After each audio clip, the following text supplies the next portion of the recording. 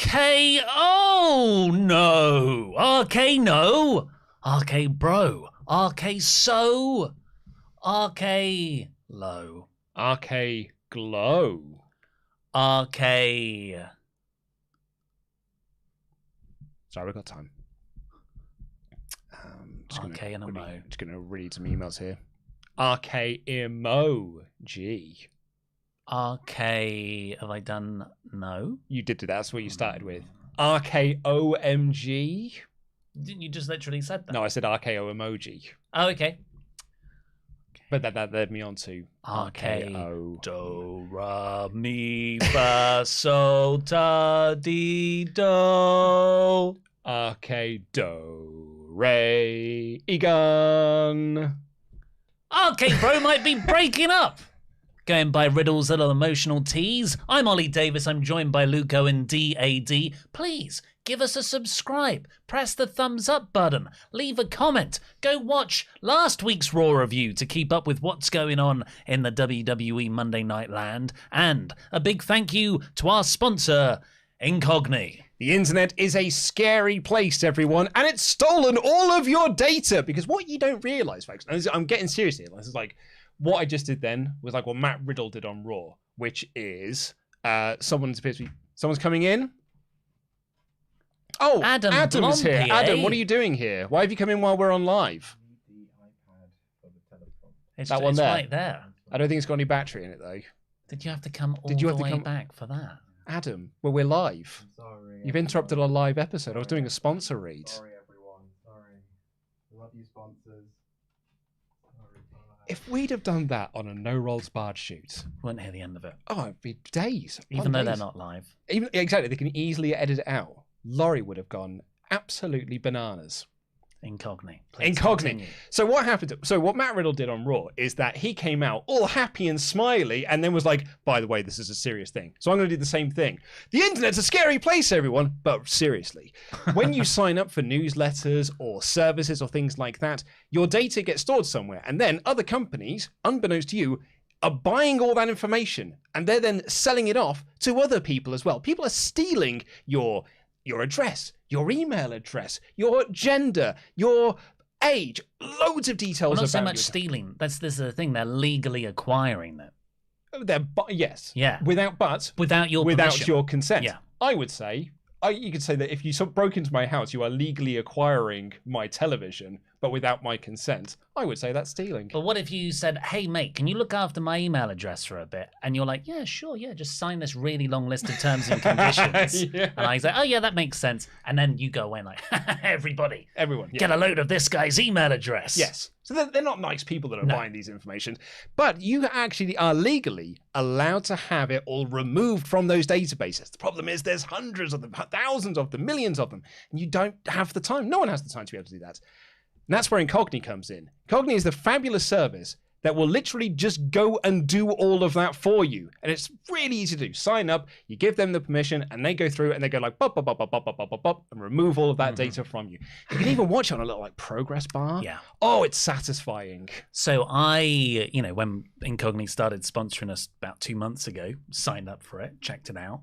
And every month I get an email of like, by the way, we're in disputes with this amount of people. We've removed your information. I think the last count was like 40 odd places that they removed my information from.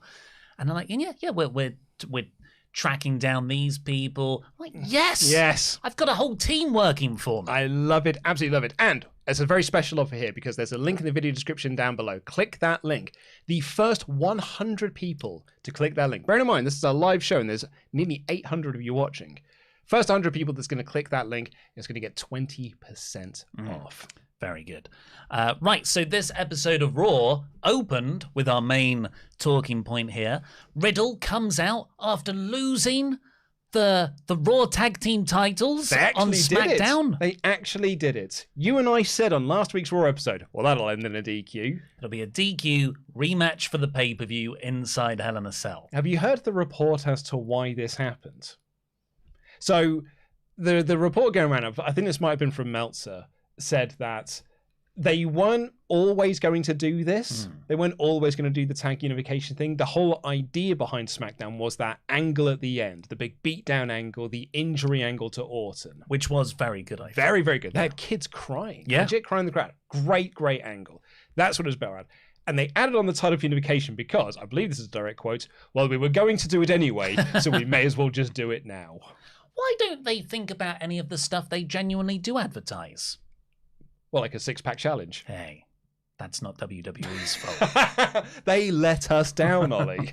They disappointed all of us. So not only did Riddle lose the tag belts, they've held since, what was it, February? When they won them back off Alpha Academy. But Randy was brutally taken out. Riddle, Roman Reigns interfered to cost Riddle the match.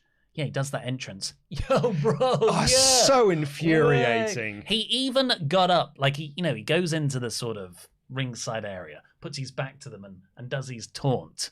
And usually the fans would go, way, do that, whatever that is. Hang time. Longitudinal, dude. Uh-huh. And there was just a security guy behind him with his back to him. And Riddle went, oh no, and just moved over and did it with some people. I thought, this is such a comedy bit. And then he gets in the ring, grabs the microphone, and, rather impressively, turns on the waterworks. I love Randy. This might be the end of the road for me and R-K-Bro. So why did they have him walking out smiling and happy? It's things like this that really, really do wind me up. Because it makes me, I'm invested in very few things in WWE right now. But one of the things I am really invested in is R-K-Bro. Oh yeah, R-K-Bro. And obviously Dana Brooke. So I love R-K-Bro. I think this is the best stuff that Riddle has done in WWE. I think I prefer this to the Bruiserweights. Probably the best thing Randy Orton's ever done.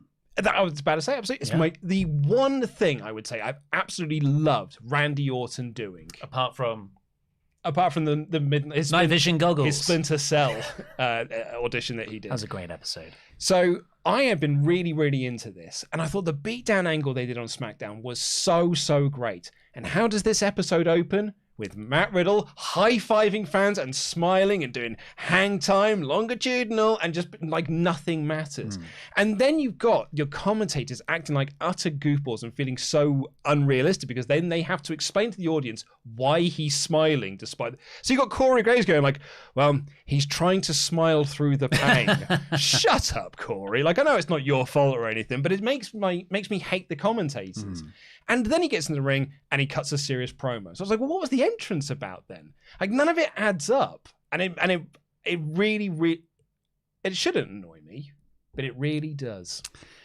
But this promo itself, Riddle does really do a hard cut. I am emotional now. And he says that R-K-Bro have lost the tag titles, and this could be the end of R-K-Bro as we know it. Yeah, Orton's back is hurting. It was hurting before he went into the match, and now he's at home, and he is just, we may never see him again. But Orton did the match on Friday because Riddle, he knew how important it was for Riddle. I was like, oh, damn, that's a good story that probably should have been told.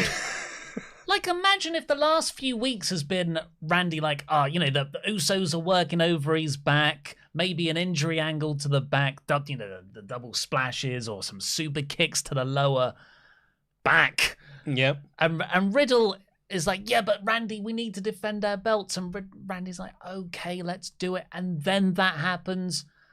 But that's not been a lick of the story. Absolutely not, no. In the same way that this story has been, Roman Reigns told the Usos, go get the Raw tag titles, and then said, actually, no, I don't want them. And then the Usos said, then R-K-Bro said, but we want the SmackDown ones. And then you said, well, we want the Raw ones. And then Roman helped them win the Raw ones. So not a well-told story. No. But somehow they made me feel something. It's because they acted like Randy Orton was dead. Yes. This felt like a eulogy episode to him. Everybody put your hands on the screen. I know Randy's watching from somewhere. From home. Yeah, it's like, come on, everyone, we can all do this together. R-K-Bro, chanting through the series. When they win the match and they all did the Randy Orton pose, Riddle on the Street Profits, I was like, has Randy Orton died and I've just not been made aware? Well, I think all of this works if they build up the injury and like play it off as more of an injury. But it was a great. Why isn't Riddle more injured? Well, he off of had that tape on his. He did have tape on his tum tum. But they did make me, because I'm so invested in the R-K-Bro act. Riddle, to his credit, did do a really realistic promo, which is not something you usually attribute to him. And I'm like, damn, is R-K-Bro actually ending? Is Riddle going to be positioned as a sort of vengeful babyface against Roman? He was using vengeance a lot. So I think that the report from Meltzer in The Observer was that the next 3 challenges are to be Riddle at Hell in a Cell and then Orton at Money in the Bank. Well, I think he just said it's Riddle next, then it's going to be Orton, and then it's Drew for Clash of Clans. Well, it'll probably be Riddle at Money in the Bank then. Stadium show. I can't see Reigns having a match at Hell in a Cell. What, you're just not going to have Reigns on the... That was the report like 2 weeks ago. Oh, yeah. With his new contract. Then, Randy makes sense at SummerSlam. I mean, those are good matches. Great matches. Those are really well-built matches. Yeah, and then Drew Drew in Cardiff, yeah. Yeah. Bless you. But then the Usos came out with Sami Zayn because, they are the Raw Tag Team Champions now. Yeah. And Sami Zayn is also there. Well, Sami has been doing this storyline on SmackDown where he thinks he is part of the bloodline. Yeah. And I think they are just sort of using him. They don't care about him. It's just, lol brand splits. Sami is also here. But they had a really good match with Riddle and the Street Profits. Why Riddle and the Street Profits teaming together, you might ask? Weren't they feuding just a few weeks ago? Didn't the Street Profits turn heel? They sure were, and we don't have any answers. But they were great baby faces. They really were. I thought Riddle, when he was channeling Randy Orton, it's for you, Randy. he was really good too. And the crowd popped. And it's when they always said, oh yeah, the yes chant isn't Daniel Bryan's. We can give it to anyone. Yeah, the Daniel Bryan isn't over. The yes chant is over, so we can give it to Stephanie in the Big Show, and it will be just as well received. That obviously doesn't work, but it does work when you have a whole passing of the torch storyline, and that's what R-K-Bro has been. Particularly those early months when it was all about Riddle trying to hit the RKO, and then Randy finally saying, "Yes, you may have this move." So here, when Riddle hits the draping DDT, hits the RKO, the crowd were just as loud for that as they would have been for Randy. My alternate title I was going to have for this podcast was finally another main eventer. Because this for Riddle, this Riddle felt like a legit main eventer in terms of how over he was, the performance that he put in. Because hot dang, his hot tag was so good. And he ran wild on both of the Usos and Sami and looked awesome. They were bumping like crazy to make him look awesome. He legit felt like, oh wow, yeah, you could be someone for Roman Reigns to face. Credit to WWE, because they have used RK-Bro to not just, give Randy something they actually wanted to do that wasn't, after the Fiend debacle. And this is now, they've made a star out of this. They've made a star out of Matt Riddle. So kudos to WWE. I think they've done a really, really solid job in that. Let's see where it goes. But I agree. I think something has happened here where there feels like a window, and it's a very slight window, where you could go with Riddle as a top guy and keep him there. It would be a lot easier if there were some other belts to fight for. Yeah, I was thinking when Raw opened, and I was like, well, we no longer have a top title or tag titles. Well, good job Austin Theory's around to defend that US title. But a US title for Riddle, I'm not saying you're suggesting that, but that is really the only other gold option for Riddle. No, feels like a step back. Austin Theory was not on this show. Oh, yes, that as well. The Usos walked out on Sami Zayn, and Riddle hit an RKO to win on Sami to a huge pop. Yeah. So, really simultaneously, terrible and great stuff. Yeah, I'd say so. Interesting. Let's see what you guys think in the Ultrachats. Please get them in to WrestleTalk.com/support. We'll read out every single one over $5. Charles Berg says, even though his character is basically James Franco from Pineapple Express, Matt Riddle seems very genuine. Yeah, I think that's a good point. That's why he gets over so much. He's just so sweet. It's going to be heartbreaking if he turns on Randy. Good show. Kevin Owens continues to be the best part of it. Jam that jam. Yeah, we have talked, Randy will turn on Riddle, and then Randy was too over as a babyface. You're like, well, okay, so maybe Riddle's going to be the one to do the turn. But now Riddle feels so over as a babyface as well. I don't want him to do the turn. So I'm going to join in your camp of never break them up as a tag team. You could New Day them. My camp was definitely turn Riddle heel. But yeah, I've backtracked from that. Yeah. Just the way it is at the moment. I think you can New Day this team. You don't have to have one of them turn on the other. Yeah. Charles continues, somehow Golden Joe found my secret screenplay. This is, of course, in relation to CBW that went live on partsFUNknown on Saturday. The new season. Oh, and what a start to the season it is. Here are the actual taglines. So my character, Golden Joe, has been away from wrestling for 2 years where he tried to make it as an actor. Yeah, and he made multiple movies in those 2 years. All in the same franchise. Yeah, but you didn't do the second one. They recast you for the second one. Yeah, the Dog Walker franchise. So Charles has come up with some taglines here. Dog Walker, good dogs, bad owners. Oh, that's good. Dog Walker Part 2, keeping crime on a short leash. Dog Walker Part 3, Bark to Basics. Bark to Basics is good. Dog Walker in Space, dogs fear the vacuum of space. Unfortunately, Charles, good effort, but none of them are as good as Bark, Bark, Bark, Bark, and In Space is Bark. It also makes you think that Dog Walker in Space is Part 4, when actually that's like number 9. Jack Nichols. You can't just go there in the fourth one. It's Hellraiser. Jack Nichols has done a load of chats, so let's read them all out. Raw is repeat. That is a big problem with this episode. 50-50 booking, rematches of rematches, slagging off Naomi and Banks again. They disappointed us, though. Jack, they let you down by not being in a match that was advertised after they'd left. No direction for uber-talented Bliss. The only saving grace was KO Zeke, but even that's a repeat. Also, that tomato-faced pervert was there with his stupid crown. Boo.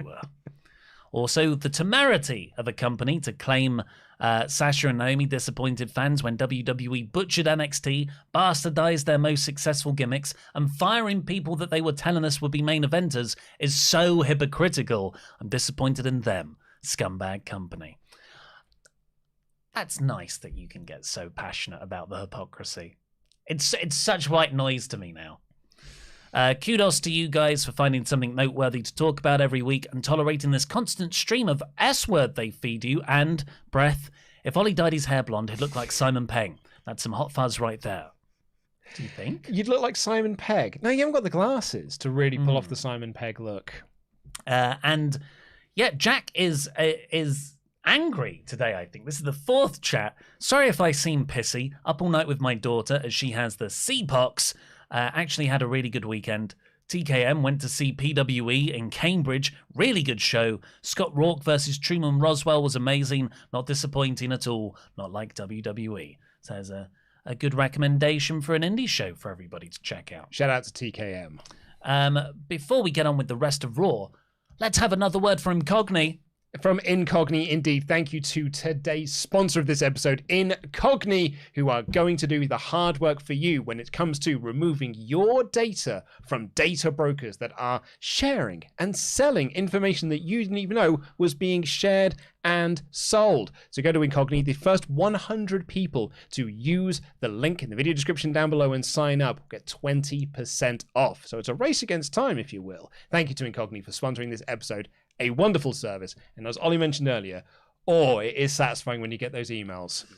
And watching the little task button, delightful. I feel like I have beaten big data every time. I'm using big data's tools against them right now. Yeah. Right now. Incogni is working for me in its automated way. Just annoying big data. Yeah. I mean, like Jack's messages there were being really angry at big wrestling. You could get angry at big data, channel that anger, and make your lives much, much better in the process. Yeah. Right, so this episode of Raw, keep getting your Ultrachats in. We'll read them all out by the end of the show, over $5 US. So we had that opening segment, And in that opening segment, we also got, it's the Cody countdown. So this is a thing. Yeah, they like to count down to Cody. You know, they are spending a lot of money on him. This is the first big black eye to WWE, to AEW. So they want this to feel like, and I think a few people have pointed out as well, a few other wrestling journalists have said, it's almost a way to say to other AEW wrestlers, hey, if you come over to WWE, this is how you will be treated. Definitely. If Stu Grayson came over to WWE, this is how he would be treated. The countdown to Stu. On likely, no offense to Grayson, main event. Whatever that show is on Friday. Another level? Oh, yeah, NXT, not SmackDown. No, NXT Level Up. That's the one. The second match of the show was Bobby Lashley cutting a stilted promo on the Nigerian giant, Amos, celebrating his win last week like it was, I'm so strong, I'm such a babyface, when I saw you effectively run away and win by a fluke. He said in this promo, he had his hand raised in victory, but he knew the fight wasn't over. I haven't gone back to check this. I don't think the referee raised his hand. No? Because he celebrated on the ramp. Yeah. Did the referee not go and then raise his hand on the ramp? Surely it's on the YouTube channel. Okay, let's go. While you do that, I'll just go through what else happened. So MVP and Amos came out and Bobby said, well, let's have a match tonight, MVP, where the winner gets to choose the stipulation for the match. This caused a lot of confusion in the office. It sure did, because I've written my notes here. So you came into the office and said, I have done a whole bit in my review about there already being a stipulation. It's a Hell in a Cell match, and then but it's not. Yeah, you said, I was just listening to Wrestling Observer Radio, and Meltzer and Alvarez were talking about the stipulation for the Bobby Amos match. And I said, yeah, it's a 2-on-1 handicap match. It's one that they announced on Raw Talk afterwards. And you turned to me and said, did you also think it was a Hell in a Cell match?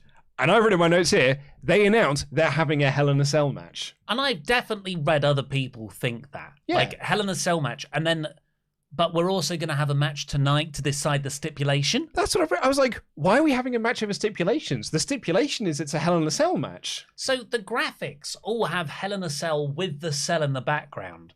So I don't know where this... It's on us, I presume. Well, so here is what I understand. All of the graphics have the Hell in a Cell in it, because it says Hell in a Cell, and that's part of the graphic. But Cody versus Seth, the cell is red to indicate this one is actually a Hell in a Cell match. The other ones are just taking place on the pay-per-view called Hell in a Cell. The match came later. I would say this...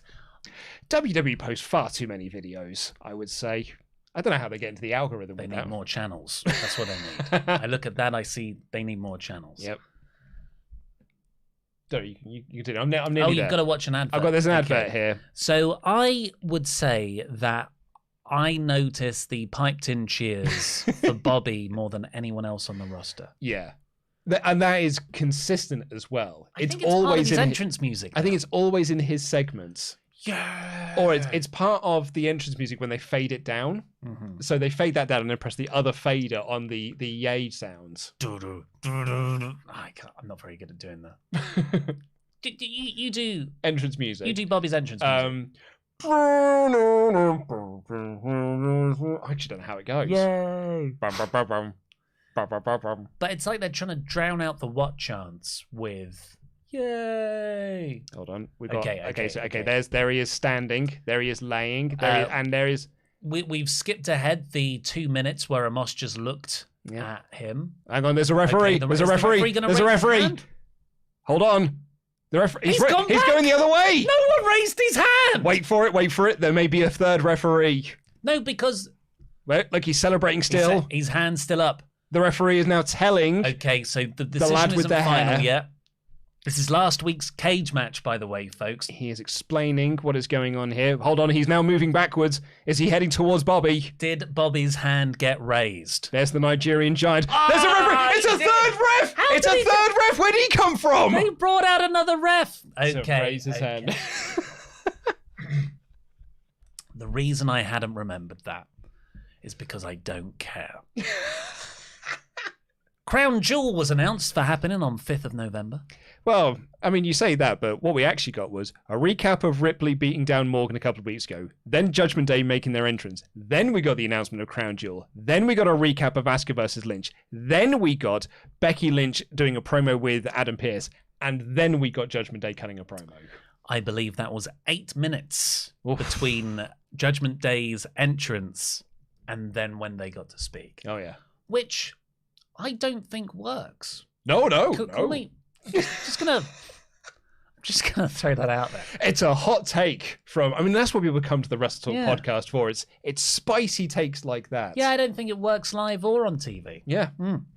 But you actually missed another bit. Dana Brooke was talking to Pierce when Becky interrupted. Oh, I see. And they bumped into her. Yeah. And they both quite funny. It was like, "Excuse me."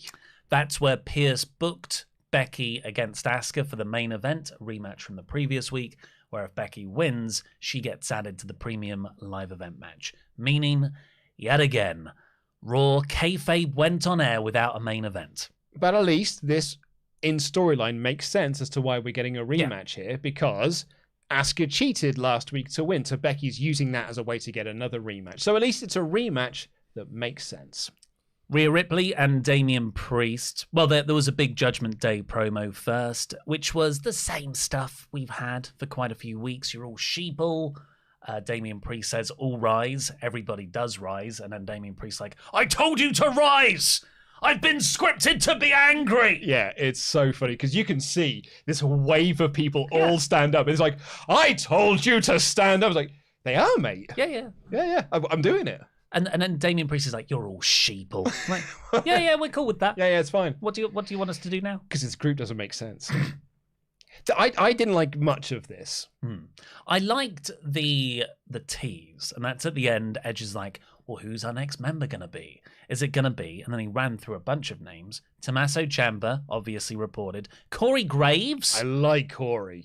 A commentator for Judgment Day. Weird, isn't it? Yeah. Yeah, I like the idea of that. They need a referee as well. No.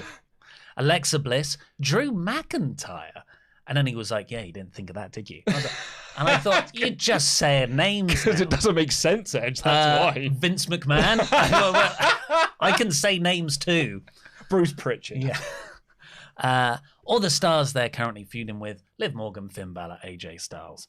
And this led to Ripley and Priest versus Styles and Morgan. Pretty good match. I thought Liv was a standout here, but Edge interfered. Ripley got the pin. Heels continued the beatdown afterwards. Well, and this is why I didn't overly love all of this segment. Because the promo was same promo we've heard from them pretty much since day dot. Priest says some stuff. Ripley says some stuff. Edge talks about the Mountain of Omnipotence or whatever it is. And then starts to list the roster. And then just starts naming names. Ivar could be joining the group.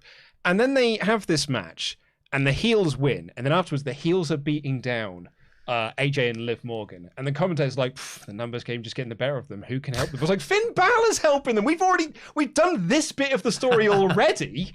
And we had them even up the numbers. And now we're taking a step backwards to do part 2 again. You know what would have worked? If they never had Liv Morgan come out. Yes. Last week. Uh-huh. And this is where she makes the save. Yeah, if only they had a third person to help them out. And it would have been AJ and Finn versus Priest and Rhea Ripley. Which is the match we all wanted to see. Kevin Patrick interviews Miz backstage. Miz said that Cody's ego is out of control and never trusts someone with a neck tattoo. I don't know how anyone can take Miz seriously. I thought he looked especially twattish on this episode. Yeah, it really did. Has he changed up his hood? Is it bigger? Is it like Cody's neck tattoo? It's like getting bigger with each episode. Is it more yellow? I don't know, but yeah. It's a sort of like, he's a character that, I don't believe in the whole like flipping channels. You see something and then you continue watching. But in that hypothetical situation, it wouldn't make you stop and continue watching. After that, for no reason, this is like, what was the AEW? It was like the JAS celebration segment. Yeah. And Excalibur's like, well, this is happening for some reason. I don't know why. This had far less a reason to take place. Jerry Lawler, not in Memphis, they're in Indiana. Indianapolis? America hosts a King's Court segment for Veer Mahan. Yeah. Why? I guess Ray doesn't have a talk show, so... and Miz was busy in another match, so they're like, well, we can't do the cutting edge. Jericho's gone. All the other ones are on SmackDown. We can't do Happy Talk. I guess the only one we've got left is King Corbin. Because we don't do Alexa Bliss with her coffee time or whatever it was called. KO show. KO show's busy. He's with Ezekiel. Like, they were just going through all of the list of talk shows that they have. And they were like, well, King's Court's the only one we have left. So get King on the line. Alexa Bliss used to have a talk I show. said, yeah, it's a coffee did you time. say that? Yeah, Sorry, she used to have her coffee time. Cup of Joe, whatever it was called. But she's also busy. Crap. It was a weekly terrible segment. But no, she's also busy in her own thing. So Jerry was like the last chance saloon for talk shows. God. Well, and you can't do interview segments if it's not a talk show. Yeah, it didn't make any sense. Jerry came across as incredibly hokey. And Veer is not really a character that should be talking, I don't think. He works better packaged as a silent monster. They did kind of lean into that, where he wasn't answering the questions, but then he did speak. And it was, he's actually got quite a cool voice, I thought. He had a threatening, gruff, I'm a monster voice. And then Jerry Lawler's just there like, oh, well. Flawless with Lawler the impression. crappiest jokes. Well, he is Jerry. Yeah, but like, he's meant to be a babyface in this scenario. I thought Jerry Lawler was crap. Yeah, he real was. And, you spoke about commentary earlier, and like, how can you believe in them? Jimmy Smith said, what an ovation for Lawler. Yeah. Nobody stood up, because it's not Memphis, and that's the only place he's relevant. Yeah. Oh, no, there was also Cleveland. Didn't they try to pretend he was from Cleveland a few weeks back? Sure. Oh, yeah. He had like he rented an apartment there for 4 months. He had a condo in for 1978. Anyway, yeah, Veer threatened Jerry, and the Mysterios made the save. Yeah, and they sort of did. They told the story that they couldn't take the monster off his feet, which is the story they were just doing with Amos. So, that's 4 back-to-back segments now where nothing was progressed. Oh, but don't worry. Alexa Bliss is taking on Nikki ASH next. This was nothing. I think that there is a story here. I think, now I might be way off base here, I think they are attempting to do some sort of meta commentary here with Alexa Bliss. Because Alexa Bliss's promo beforehand was pointing out that her creative is bad. Because she was just like, I'm fighting my best friend. I've got this doll, but I guess I'm happy to be here, so I'm just going to smile and go out and do the match. Which is a meta commentary. Sasha and Naomi. It feels like, meta commentary on Sasha and Naomi, but also her own bad creative that she was given. That, and she wasn't being booked for WrestleMania. Creative had nothing for her, so she just went home for a little bit. Didn't get buried on air for it, but she went home for a little bit. And then she was doing this match, and the commentators were kept saying, Alexa Bliss just feels off. Like, it feels like she's missing a character. It feels like she used to have a really good character, and then we were made to take that character away from her, and now she's boring.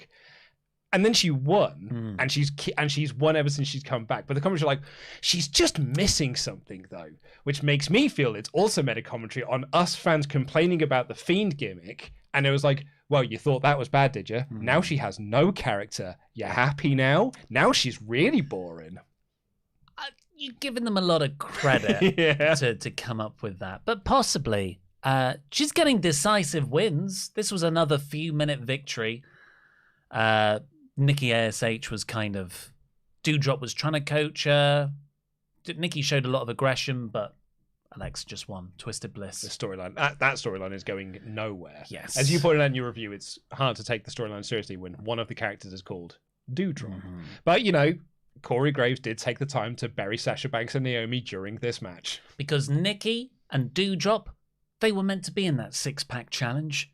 But Sasha and Naomi walked out, meaning Nikki didn't get the chance to get pinned last week.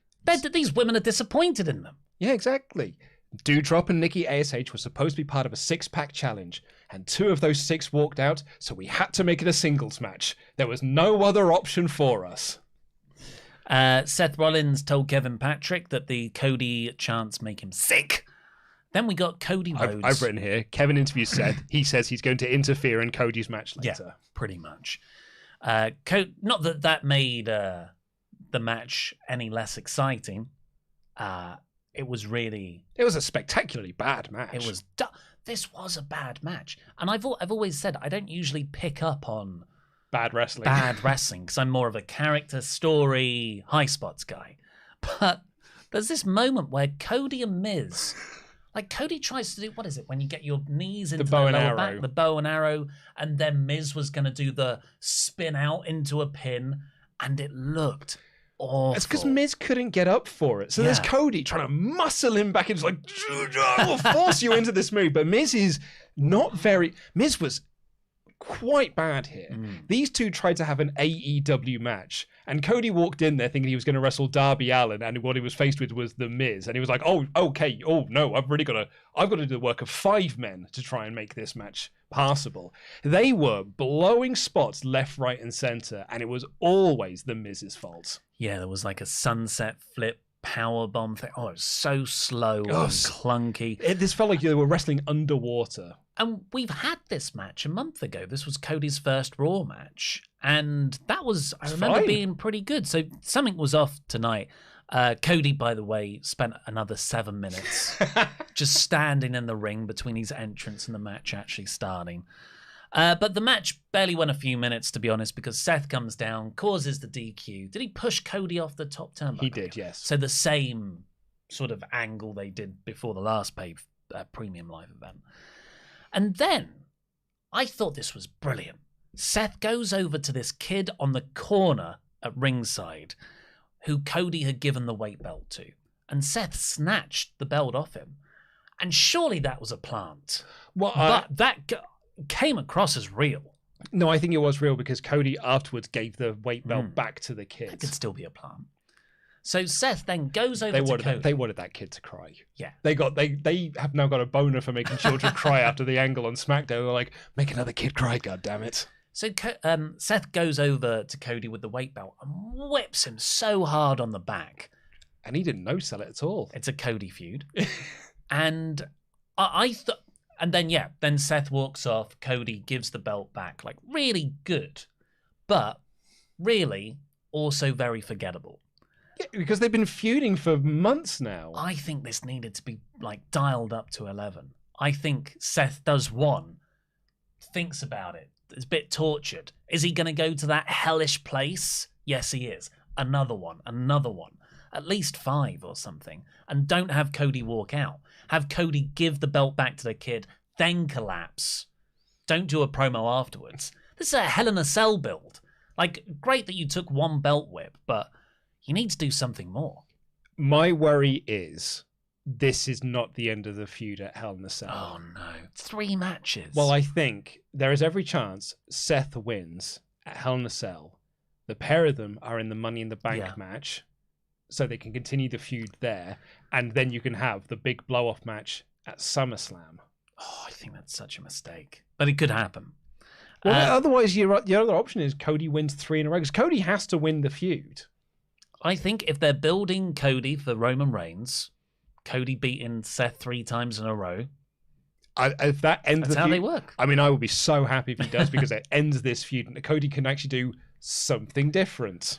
So another repeat, we got Ezekiel versus Chad Gable. We saw this last week. It was better last week. Kevin Owens was on commentary last week. He was just sort of at the side shouting stuff here. Same finish. Chad Gable got distracted by KO and Otis being ejected. Roll up from Ezekiel. And Kevin Owens challenged Ezekiel to a match at Hell in a Cell that isn't a Hell in a Cell match. No. And that's what happened. I believe this is Ezekiel and Chad Gable's 3rd match in 5 weeks. And it's like, yeah, it's not exciting. And he's won all of them. Yeah. Cody left the medical trainer room backstage, cut a promo on Seth, which was pretty good, well delivered. Bobby Lashley took on MVP. Lots of house show vibes, this one. Lots of stalling. And Bobby got counted out because the Nigerian giant Amos attacked him. So MVP won, and then he gets to pick the stipulation, which he announced on Raw Talk will be a 2-on-1 handicap match, which also makes me feel that's not the end of that feud either. Yeah, because you pin MVP there. Well, having said that, the feud is between Lashley and MVP, so maybe that you beat them in a 2-on-1 handicap match, and that did Amos win at Backlash? Yes. Okay. Yeah. And then Bobby's beaten him in the cage because match. MVP hit him with the cane, I think. Hey, Pierce. Yo, Pierce. Go! Yeah, so I think Hell in a Cell, that's the end of that feud, because you know how, like, they always say, oh, WWE's in... They always have this rough patch after WrestleMania where everyone tunes out and stops watching, and actually wrestling YouTube channels see the exact same thing. We have a massive downturn in viewership following WrestleMania. I don't think it helps that they just show the same show every single week. What would you... I mean, like, if you've got loads of momentum, off Mania, my mindset would be, let's put on really good shows after that, so there's not such a dramatic crashing quality. Fresh new feuds. Brand new storylines. But they don't... It's like they've seen the dip, and they're like, oh, well, it's just not a good time of the year. Why bother trying? Yeah. Let's try when SummerSlam comes round. So we get these 3 months of nothing, when really... It's more in their control than they think. If they do good stuff after Mania, you can somewhat mitigate that dip in interest. Do you remember when Hollywood studios used to all pretend that August was a death month? And so, like, there was this edict for years and years and years in Hollywood. It's like, well, you don't release a big movie in August because it will never perform. No one goes to the cinema in August. So if you've got a big franchise picture, don't release it in August. And then Marvel Studios were like, well, that's where we're going to put Guardians of the Galaxy, because we're going to put to the test, A, a franchise property that no one knows, and B, in a month that no one goes to the cinema, and it made a lot of money. And now studios are like, well, August is a really good time to release movies. The summer blockbuster. Yeah. That's been a thing since Jaws. But that's July. I see, It's like, not August. It's not August. August is a terrible time. Well, at least that's what they used to believe. Now it's everyone does it. The Lashley finish, let's just not miss this out, fell very flat. Well, hopefully the main event has a much better finish, because that's 3 matches on the bounce now that have had pretty lame finishes. So it was Asuka versus Becky Lynch, rematch from last week, but one that's actually defensible. It makes sense. It adds another beat to the story because Becky eventually won, and that means she gets added to make it a 3-way at the premium live event. But yeah, this was a good match. I love Becky as, like, Becky is better as a babyface, but God, I really like her as a heel. She stalled so much at the start. She kept trying to win via count out, similar to the Sami Nakamura match. Similar to what MVP was just doing in this match. Yeah, good point. Asuka was really good. She got the disarmer in at one point. It's really nice stuff. Then they're outside. Becky is sitting on Belair's lap. Quite a contrived setup. Asuka goes to kick Lynch. Lynch moves. Asuka takes out Bianca. Belair is dead. Becky gets in the ring. Asuka realizes she's going to get counted out. She gets in the ring and lays there. And then Becky pins her and wins. Yeah, I didn't miss that, did I? Like, No. I didn't miss something. Because It was like, oh, we're running out of time. there's only 30 seconds left, so Asuka just got in the ring and got pinned. She didn't do a move. It looks like a glitch. It looks like if you get it in 2K22, but someone forgot that you got, like, Hammer X. Yeah. Or, like, they just knocked the controller out of their hand. It's like, try and kick out of that now. Asuka just rolled in, laid there, Becky pinned. No move, no nothing. No feet on the ropes, no cradle. Weird finish. Very weird. Something must have gone wrong. So bad finish, good match though. And yeah, we've got a triple threat for the pay-per-view. The last hour of Raw felt like an episode of Rampage. You know, Rampage now has 4 matches, so it feels like they try and cram so much into that into that hour, and it's just like then you get to Excalibur running down 15 matches, and blah, blah, blah, blah, blah. But they try and cram 4 matches and promos and this and the other. This last hour was just like boom, boom, boom, boom, boom. It was Cody versus Miz. Then immediately it's Chad Gable versus Ezekiel. Neither of them getting entrances. Then we got a promo from Cody, and then we got like a video package, and then boom, we go straight into MVP versus Bobby Lashley, and then that's like boom, and then we go straight into Becky Lynch versus Asuka. It felt like they were trying to cram so much into that final hour, and really when you look at it, none of them had good finishes, and it was borderline fine wrestling apart from Miz versus Cody, which was outright terrible. Yeah, no, I did not like this episode of Raw. The sort of, one of the worst episodes of the year, I'd say. I gave it 43%. It's really, really showing its lack of titles. No Randy, no tag champs, no world champion, a lot of repeats. It's just bad stuff. Yeah, there was an episode we did, me and Pete did it, of Raw in the lead up to Mania. And it was an episode that didn't have Roman, and it didn't have Brock, and it didn't have Becky. And I was like, woof, man, this show is lacking star power. And I think that the show really does lack star power when you don't have Randy Orton there. And especially now you don't have a champion either. So you have Riddle in the opening match, and he was the star of that. Everyone else is just sort of mid-card fodder for that. But like he's the lone star there. You could probably argue Cody. Yeah, at the top of the definitely, I think. But then there's a 2-hour gap between Riddle being there and Cody being at the top of the end of the second hour. You got Becky as well, and then Becky in the main event. That's 3 people across a 3-hour show, which is why so much of it just feels like filler nonsense, and because it's all repeats as well. Not a good episode of the show. Very episode. Nah. Let's say thank you to our wonderful $25 a month or more backers on Patreon, what's the date today? Date today is the 25th. There it is. Please go over to patreon.com/WrestleTalk. Have we got them for the 25th? Yes, we've got a little bit down here. Sure. I don't see them here. They're just there. Oh, right. Yeah. Yes, I see. Well, not only now, you get WrestleTalk Extra, After Dark, which is being recorded later today. Quizzlemania, Fan Quizzlemania. Myself and Dan Layton will be doing the mailbag show on Thursday. These two guys here, we review Judgment Day 2002. It's the show that made me stop watching wrestling back in the day. And you can find out why. And it was a fascinating show to go back to. Really newsworthy show. It's one of the last big shows for Stone Cold Steve Austin before he takes his ball and goes home. The death of the British Bulldog. The death of the WWF. And then becoming WWE. We spend the first hour and a half of that show just covering the news. And Hulk Hogan is your world champion. Yeah. And spoiler, he loses it. To The Undertaker. Who at that point, they were like, he's so old. Yeah. At 38. And also, we've now got a bunch of brand new perks on our Patreon for you CBW fans. So go over and help support that series there. But thank you to Geordie bus driver Harry. Let me just play some quick music here. Daylight Robbery, Rob James. The Superior Dinosaur, Tom Greatorex. And lastly, for this Hall of Fame class, on the 24th of May 2022, Too Lot to Handle, Lottie McClough. Thank you very much, everybody. Let's get into your remaining chats when I can find them. I've got them here. Chris Lilly is kicking us off to say, hi guys, hope you're doing well. Alexa was great last night, but that's not why I'm here. Now with Charlotte, Sasha and Bayley all off TV for now, and Becky the only member remaining, are we seeing the last days of the Horsewomen era in WWE?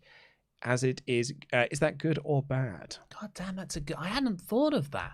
But yet, I can't see how Sasha comes back from this. I'm not saying she goes to AEW. I'm thinking she just goes to try and, do a Batista, go act. And if she leaves, that is a big line under that's the end of the 4 horsewomen in WWE era. Yeah, because Charlotte's taking a bit of time off. But she'll be back. She'll be back. Bayley will be coming back soon after injury. So, there will be 3 of the 4 still there. But I think that now with Bianca Belair feeling I think Bianca Belair feels like a bigger star than some of them. So she's that sort of the breakout of that and being like, we have other stars outside of the 4 horsewomen. Which is what you want. You don't want the same 4 people, because that's, when did they come up? 2015, 2016? Now is the time to start getting that new class of women's main eventers in. Sam Sweet Raps. Also, fun fact about Chris Lee, I found out about him. ardent defender of Star Wars Episode 2, the Attack of the no. Clones, I discovered. Sam Sweet Raps. Riddle has been the bright spot of WWE for a while now, and I could definitely see him holding a top belt. Not soon, but maybe after Roman's run, he could be the next one up. Yeah, this time next year, if Riddle hasn't lost anything and the belts are separate and Roman's not champion, yeah, I would love to see that. Wrestling Wriggle, I can't wait for the women's tag team title tournament. Oh, wait, we need to have tag teams for that. Good times with WWE. Thanks, WrestleTalk, for the great content. Yeah, that's a real panic. Actually, it can't be a panic move. That's time to think about it. Why would you announce a tournament? You don't have any tag teams. Well, you've got Doudrop and Nikki ASH. And you have Sasha, and you have Shayna Baszler and Natalya. There's your tournament. So, yeah, that's what I mean. Just to book a match between those two teams and give two of them the belts. Vandalian 1998 said, do you think they're turning Asuka heel with the Mist last week and her kicking Bianca in the head this week? No, I think the Mist is a babyface thing. If you're a babyface, the Mist is a babyface move, and the kick to the face was an accident. Gabriel Reyes, I'm taking a break from WWE products for a while. The releases and now the Boston Glow situation, I just feel disheartened. Maybe if I was still interested in the product, but I'm not interested in the bloodline at all. Thank you for watching for us.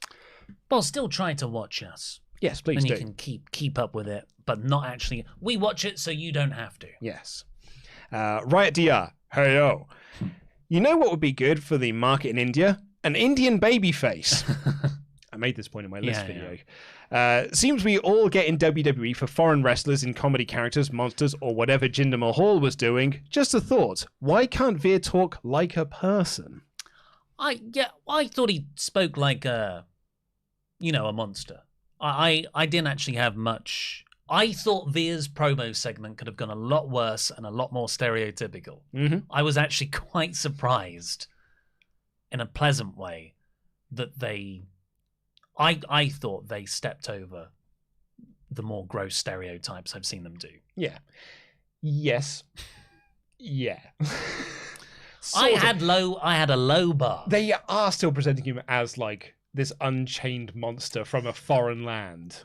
But I don't see it as unchained. I see him more like Rusev. That's what the commentary say. Yeah, good point. Yeah, I mean, to write DR's point, the point I made in the list video we did on PFK is like WWE and a lot of wrestling companies see big YouTube numbers in the Indian market and like, oh, cool, well, let's make stuff for Indian fans then. And they always make them the bad guys. And I've never quite understood that mentality of being like, well, these people want to watch their homegrown stars, so we'll have everyone in our country boo them. When man saw...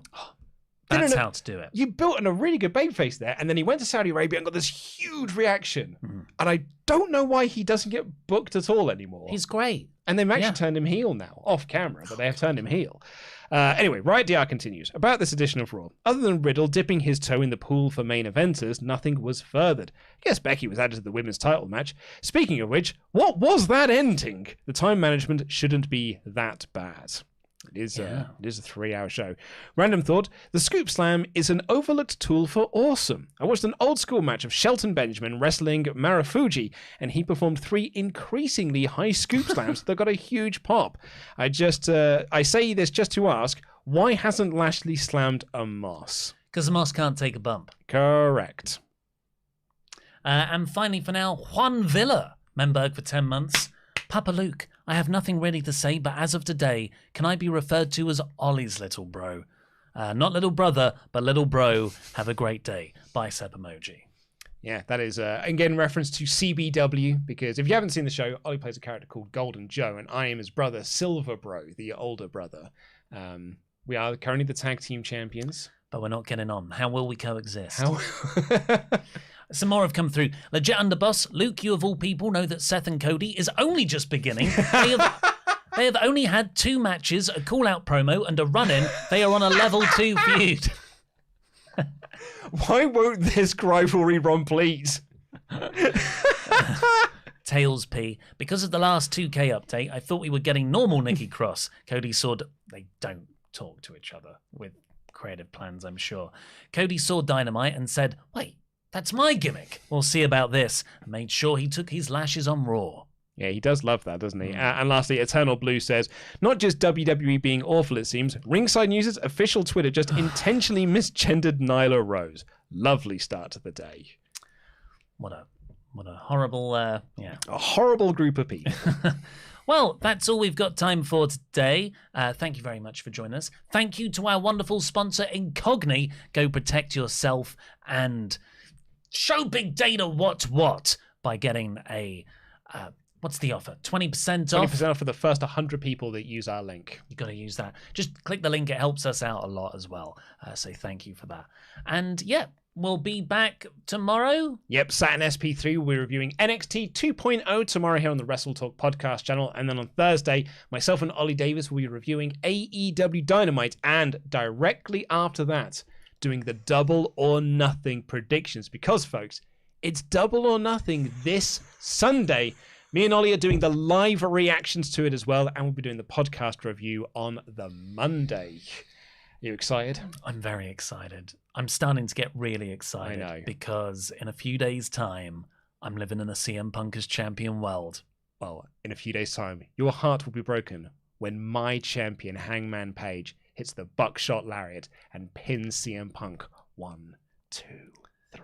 You said CM Punk hits the buckshot lariat wrong and wins the championship. No, because CM Punk will hit his punk shot lariat and Hangman will kick out like the champion he is. My champion. Jam that jam. Jam that jam, everyone.